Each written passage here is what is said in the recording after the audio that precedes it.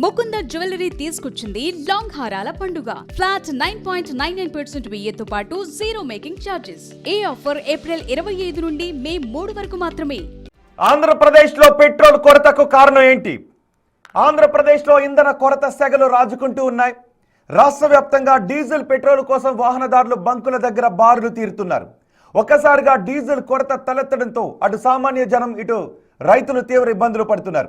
ముఖ్యంగా గోదావరి జిల్లాలు, విజయవాడ, కర్నూలు ప్రాంతాల్లో అనేక బంకుల ముందు నో స్టాక్ బోర్డులు కనిపిస్తూ ఉన్నాయి.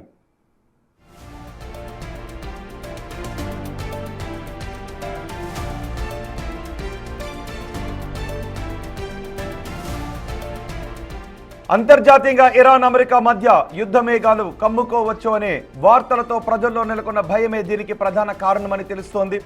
రాబోయే రోజుల్లో ధరలు పెరుగుతాయని లేదా సరఫరా నిలిచిపోతుందనే ఆందోళనతో అందరూ ఒక్కసారిగా బంకులకు క్యూ కడుతున్నారు. పానిక్ బయింగ్ వల్ల స్టాక్ నిమిషాల్లో ఖాళీ అయిపోతోంది.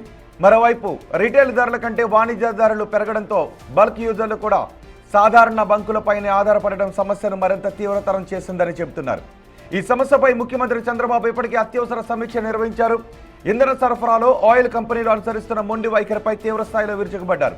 ఎట్టి పరిస్థితుల్లోనూ వాటకల్లా పరిస్థితులు చక్కబడాలి అని అధికారులను ఆదేశించారు ముఖ్యమంత్రి చంద్రబాబు. ఎక్కడ నో స్టాక్ బోర్డులు కనబడకూడదు అని వార్నింగ్ ఇచ్చారు.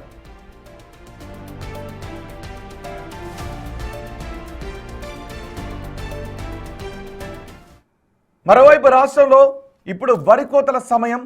హార్వెస్టర్లు పొలాల్లో తిరగాలి, కానీ డీజిల్ లేక అవి షెడ్లకే పరిమితం అవుతున్నాయి. అన్నదాతల కళ్లలో నీళ్లు చూస్తే ఊరుకోను అని తక్షణమే వరి కోత యంత్రాలకు డీజిల్ అందేలా కూపన్ విధానాన్ని అమలు చేయాలి అని అధికారులను ఆదేశించారు. అటు ప్రైవేట్ ఆపరేటర్లు కూడా చేతులు ఎత్తేయడంతో పెరిగిన డిమాండ్ను ఎలా అధిగమించబోతున్నారు?